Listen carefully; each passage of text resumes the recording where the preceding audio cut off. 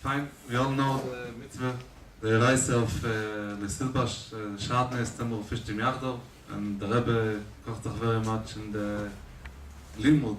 The Rebbe many times said that every Pirush, two different Pirushim on one pasuk, has a connection, and the Raya is from Shatnez. Shatnez, the Shua, Tawi, Venuz, and Rashi holds that with the Raisa you have only if you have only three together. Shua, Tawi, and Nuz is three different kilayim, three different connections. We have Rabbi Yosef Sayagh, a big mumche, international mumche of Shatnez, to explain the practical negia of Shatnez, what everyone needs to know when it's going to shop for clothing. Rabbi Yosef.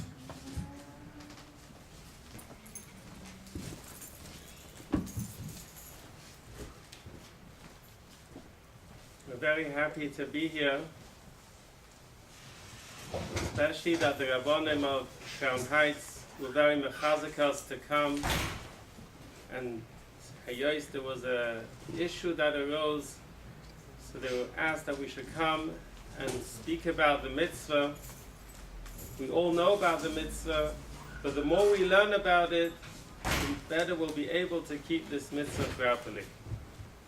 So in the hour that we're going to learn right now, we're going to learn exactly what is shaatnez, and we're going to show how what it says in the Torah, the shaatnez deiraisa, that we find in the actual clothing that are circulating today.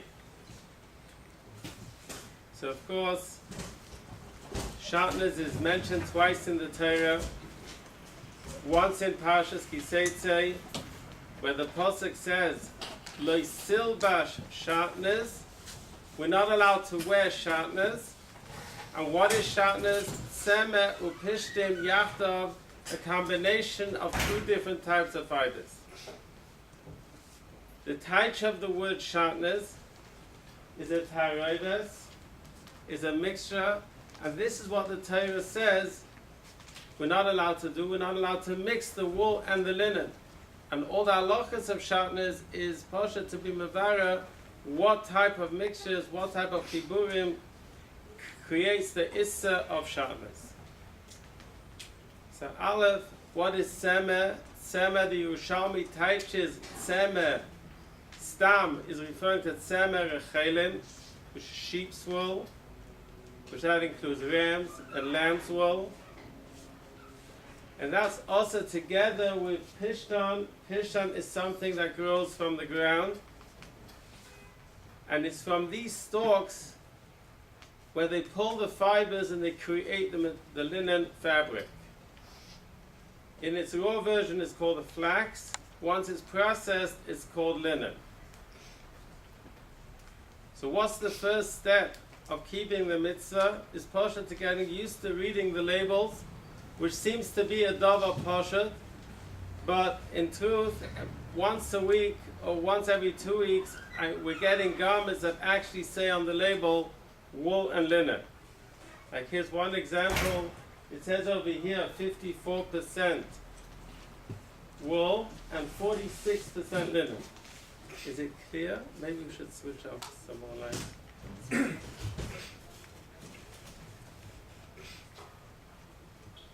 And really this was a lady's jacket, which this lady's jacket over here was polyurethane. It didn't appear to be anything, but it was polyurethane on the outside, but on the inside there was, the interfacing was a beige fabric that was wool and linen. So anything that's wool has a chashash, maybe it has linen. Sweaters, especially children's sweaters, which have pictures, which have appliques. Sometimes on the applique, they use a piece of material to create that picture. Here we're showing two sweaters. And the reason why we're showing two, because even though they're identical, but one of them is shaatnez and the other one is not. Another typical shaatnez we find in sweaters. I start out with sweaters because this is something we know to check reklach, jackets, and so on. But sweaters we don't always think of, so that's why I start out showing the common shaatnez that we find in sweaters. Here's a sweater that we had where the seams, the panels of the sweater were held together with a linen thread. And these are garments that are sold in the Yiddish stores. The most typical shaatnez that we find in a sweater is here in the corners, in the joints of the sweaters, we find remnants of threads, which sometimes are linen. So here you have in the corner of this gallery where the sweater we pulled out pink threads that were pure linen. The sweater is wool, so here you have shaatnez.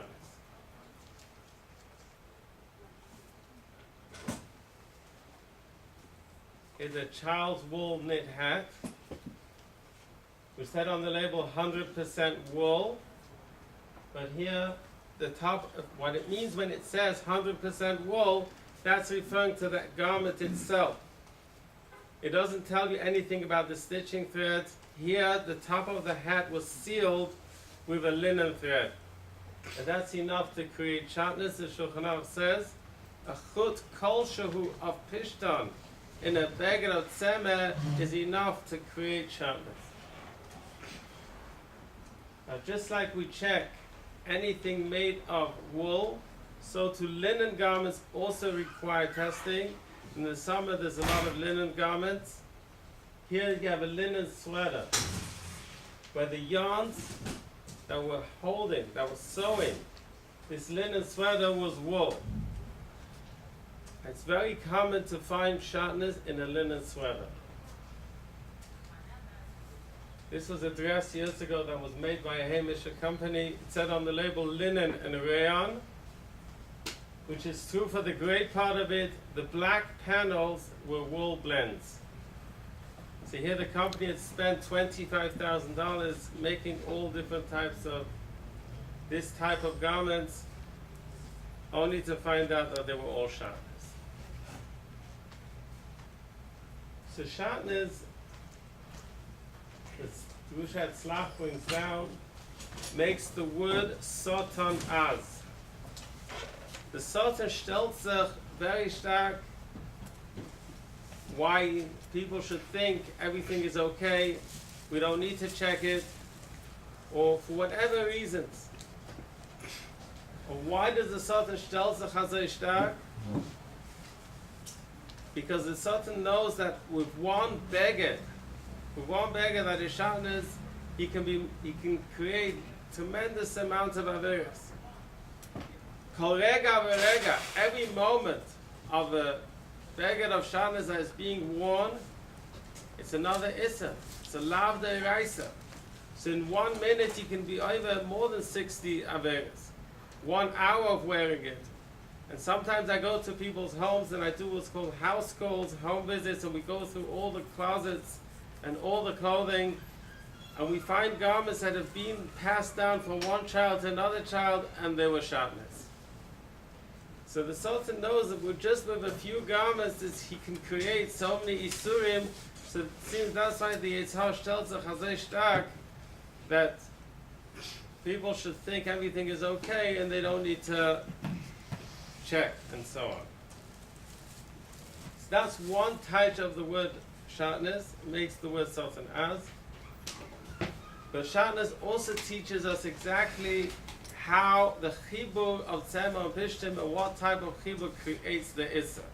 Because if it would have just said in the Torah, lo silbash tzemah upishtim, that would imply don't take the raw linen and attach it to the raw wool.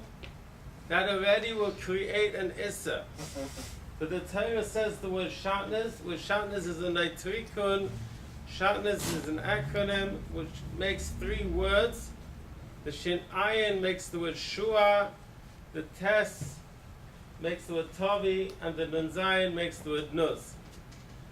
The type of these 3 words, shua is combing, and I'm going to demonstrate that to you. Tavi is spinning. Nuz has a few types.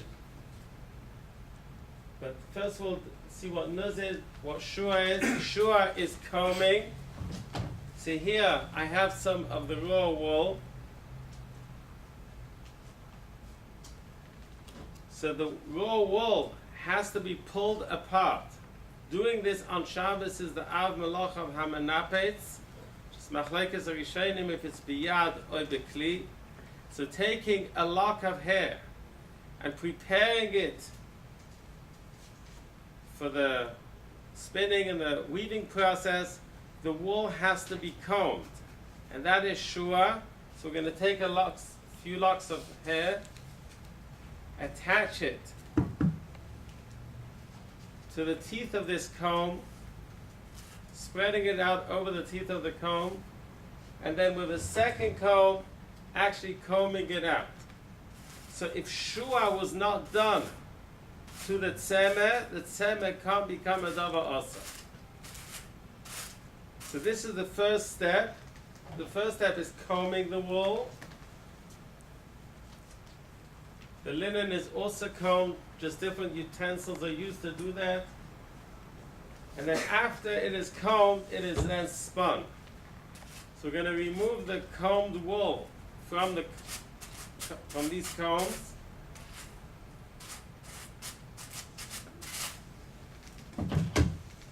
So when it comes off the comb, it looks like a tongue of wool. That's why the Mishnah calls it l'shaatnez shel argamon. If one finds tongues of purple wool, it's called a tongue because after it's combed, it appears like a tongue. Then we're going to take a spindle. A spindle in Lashon HaKodesh is a plach.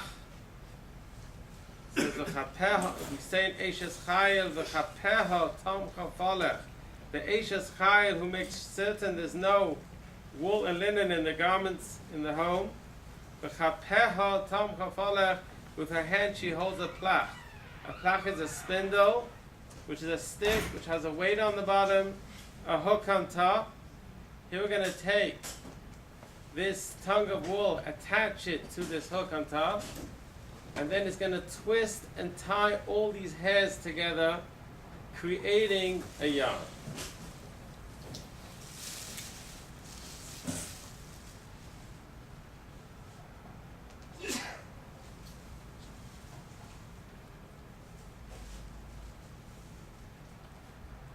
So this is the teviyah, which is the middle letter of the word shatnez. So I've demonstrated to you the combing, and this is the spinning.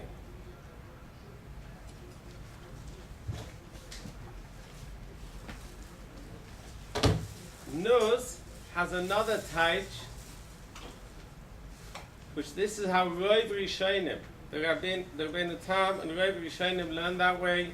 The taich of the word nuz is shazira. What exactly is shazira? Shazira is making this thread from a 1-ply to a 2-ply. The purpose of making it into a 2-ply is because what happens is once you spin something and you let go, it's going to unravel. Something has to be done to this thread that it shouldn't unravel.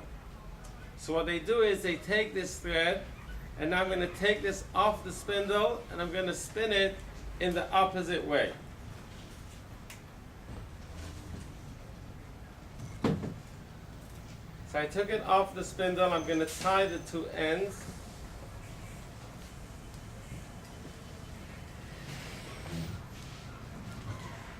Now I'm going to put this thread back onto the spindle and I'm going to spin it in the opposite direction. By doing that, the two threads will interlock with each other and they won't unravel. So the Rabbeinu Tam taiches nuz means shazira, which is making it from a 1-ply to a 2-ply thread. So that means in order to create shaatnez da'iraisa, one would have to take a 2-ply wool thread and attach it with a 2-ply linen thread. Then you've created shaatnez da'iraisa.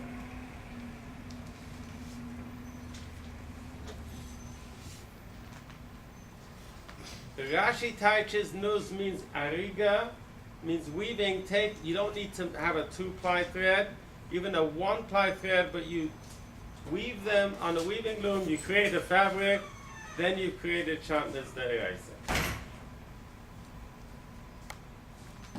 But Rashi really says something else.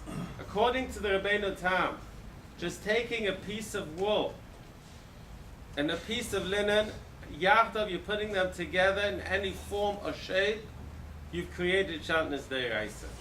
Rashi says in order to create shaatnez deraisa, you have to do more than that. So this is the 2-ply wool thread that we've created. Rashi says in order to create shaatnez deraisa, you have to take the wool and the linen and you have to mix it all the way from the beginning. So here I'm going to take some wool, now I'm going to take some linen. What I'm holding over here in my hand is the raw stalks of linen that have been dried out. The linen fiber grows on the side of these stalks, but here what we're going to do is we're going to take some of these stalks. I'm going to take some wool, and we're going to comb the two things together. Because that is Shittas Rashi. Shittas Rashi is that you need to take raw wool and raw linen. Shua, you comb the two together. And then we'll do the tzviyah from this mixture.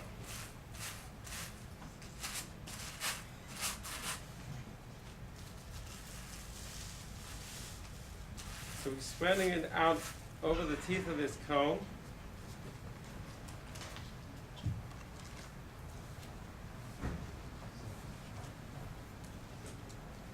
We're combing the wool and the linen.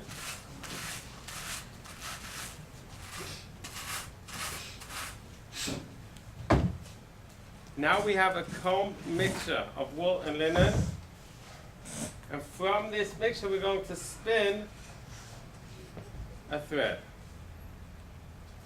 Now when you spin wool by itself, that creates a very nice even thread.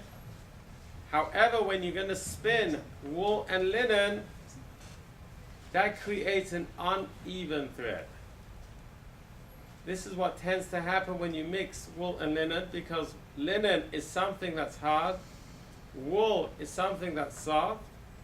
So when you spin something that's hard together with something that's soft, that creates an uneven thread.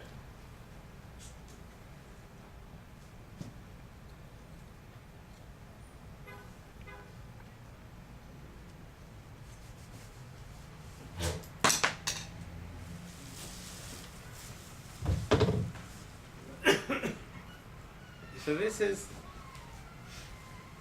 like you see in the picture over here, you have these white threads which has these enlarged areas. The enlarged areas is due to the linen that's mixed into it. The hard linen that gets mixed in together with the soft wool, that creates this unevenness. So this would be shaatnez deraisa according to Shittas Rashi. That means you take these threads and you weave them together. Notice you weave them together. So then you've created shaatnez deraisa. Do we have such garments? So here's an example. Here's a Bill Blast jacket that this bacher wanted to wear. And he thought it was made in the USA. It was a Bill Blast. It shouldn't be a problem of shaatnez. But the last minute, he had second thoughts and he brought it into the lavatory. And I looked at it right away. I said, this doesn't look too good, especially this type of mixture. It's always problematic. Doesn't always mean that it's shaatnez, but it's very likely to be shaatnez. It could be wool and cotton, wool and silk. But this is the appearance when you mix wool and linen. This is what it looks like. But when I put it under the microscope, right away I saw all the white was linen and all the blue was wool. Every single thread here was a mixture of wool and linen, which is shaatnez deraisa according to Shittas Rashi.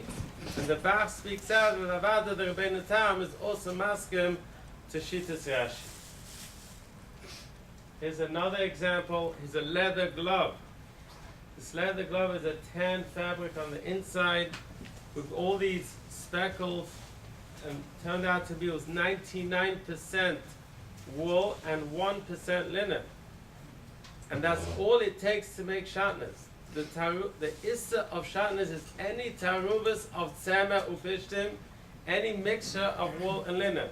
It's not like basa b'chalav, where you need a certain percentage. By basa b'chalav there's bittul b'shishim, because there's tam asra Torah, lo sevashel, the tam asra Torah. So therefore there's a din of bittul b'shishim. Mashenke by shaatnez it says lo silbash tzema upishtim, any levisha of tzema upishtim, the Torah already asks us. Even if I have 99% wool, 1% linen, that's already a problem of shaatnez. And this was the case over here in this glove. The lining of this leather glove was 99% wool and 1% linen. So now we're going to ask a question, which this comes up all the time. Is this a true fact? Items that do not list wool or linen and do not have a linen look do not require testing. So linen look I just demonstrated to you. When you see the mixture, when you see a material that's a mixture, that's called a linen look. We call that a linen look because that's a chashash. Maybe there's a taruvas of tzema or bishtim. But something that doesn't appear as a mixture, doesn't list wool, doesn't list linen, is it true that that doesn't require testing? So generally, yes, but there's exceptions to this rule. One of the exceptions is a rekel, a jacket. You have a jacket that's made of polyester and viscose. So all jackets require testing, and the reason for that is because every jacket on the inside has materials that contain wool. Something has to be put inside the jacket that the jacket should retain its shape, and for that they use certain materials, and the materials that they use contain wool. Here we pointed out in this fabric a nice piece of wool. So since we already know there's wool, so now we're just looking for the second part, which is linen. And the jackets very likely contain linen too. So here you have up the sleeve, there was a material, a yellow fabric, which this yellow fabric had linen threads running through it. This again was made by a Yiddish company. Now, the question is this shaatnez or not? Why should this not be shaatnez? Because here the wool and the linen are not touching. This would be called chibur al yidei davar achar, which is spoken about in the Shulchan Aruch. It's Siman Reish Sadites Sif Beis, where the Mechaber says if you have a beged, on one end of it you have tzemeh, you have a beged of tzemeh gefen, for example. It's a cotton fabric. On one end you have a chut of tzemeh, and the other end of it you have a chut of pishtan. So here you have the wool and the linen, but the wool and linen are not touching, they're connected through something else. So the Rambam holds that would be shaatnez de'oraisa. The Ramah brings the Rosh, and the Rosh says that it's not even shaatnez de'Rabbanan, it's mutter, you're allowed to wear it. So here would be an example of that. You have up the sleeve of the jacket, you have a piece of linen. In the chest piece, you have a piece of wool, but the wool and the linen are not touching. So this would be the machlekes between the Rambam and the Rosh. However, the Chachmas Adam brings down, and the Pesach Tshuva also brings down, that Lemaisa we should be machmir like the Shitas Rambam. Here's another example. This is a Magil microfiber snowsuit. We're set on it 100% microfiber. But here you have to look at it. If it doesn't appear to you like microfiber, it doesn't appear to you like polyester, then you should go into the laboratory or go into somebody who knows and to ask. And here, the hood and the booties and the cuffs appear like a fabric. It was a softer fabric, and it was brought in to be tested. And even though it wasn't mentioned anywhere, but those plaid fabrics were wool. And the linen was here under the label. You had this plumber, this green and orange spiral thread that was pure linen. So here again, the wool and linen are not touching, but this is easily removed, and it's not a problem.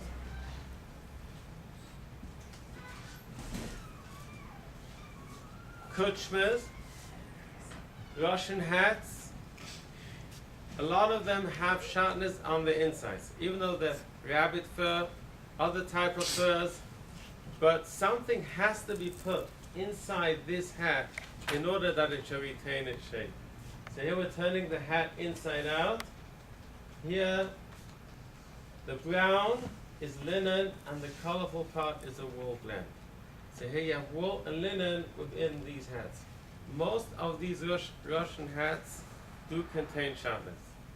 Recently, it's getting a little better. It's not as bad as it used to be, but they still have a high percentage. At least 50% of them have an issue of shaatnez.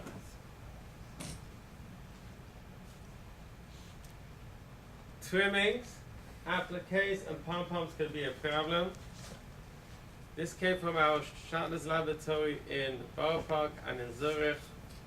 Here was a polyester and viscose skirt, but the trimming was wool and linen. So sometimes in the trimming itself could be wool and linen. Here, this was a cotton and acrylic sweatshirt. This was sold all over New York a couple of years ago, where you had the teddy bears itself is a blue and white mix, which turned out to be wool and linen. So that piece in itself is shaatnez deraisa, according to all the sheets.